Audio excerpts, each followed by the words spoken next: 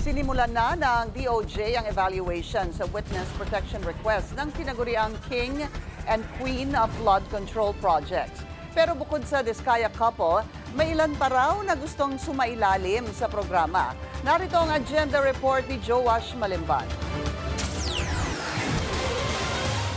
Naka-bulletproof vest na pumasok si Pacifico Curly Diskaya sa Department of Justice kaninang umaga. Matapos ang ilang oras, sumunod naman ang kanyang asawang si Sara Diskaya. Balot ang mukha ng isang sombrero at face mask. Ang kanilang agenda, evaluation ng kanilang application sa Witness Protection Program sa kainitan ng investigasyon sa flood control scandal. Ayon kay DOJ Assistant Secretary Miko Clavano, susuriin pa ng ahensya kung papasok ba ang mag-asawa sa mga kriteria para ituring na protected witness. Una, dapat daw ay makatotohanan ang laman ng kanilang affidavit. Ikalawa, kailangang i-assess kung mayroong kinahaharap na mga banta sa buhay ang nag-a-apply sa WPP. Ayon kay Justice Secretary Jesus Crispin Remulla, mahaba ang proseso ng evaluation bago maipasok sa programa. Kailangang masigurado na hindi maituturing na most guilty ang nasa ilalim ng evaluation. Kailangan ding ikonsidera kung kailangan bang ibalik ng mga Diskaya ang umano'y mga kinurakot na pera.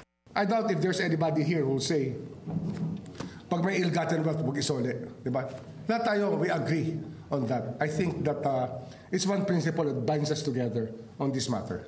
Sa kasalukuyan, mayroon pa raw 2 hanggang 3 nagpaparamdam umano sa DOJ na nais dumaan sa evaluation ng WPP. Mayroon din daw isang opisyal ng DPWH na nais i-evaluate ng DOJ. Kaya confidential yan.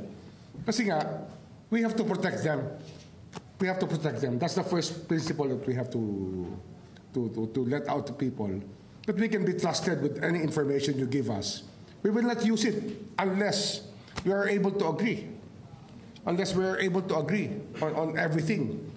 Makikipag-ugnayan na rin ng DOJ sa Independent Commission for Infrastructure o ICI at sa Senate Blue Ribbon Committee para sa WPP applications. Iniimbitahan din ito ang iba pang contractor at mga sangkot na individual na nais tumestigo. Pero warning ni Secretary Remulla, oras na mapatunayang nagsisinungaling ang isang evaluated witness, maaari siyang makasuhan ng perjury. Bukod pa sa mga kasong posibleng harapin kaugnay ng flood control anomalies. Para sa agenda, Joash Malimban, Billionaire News Channel.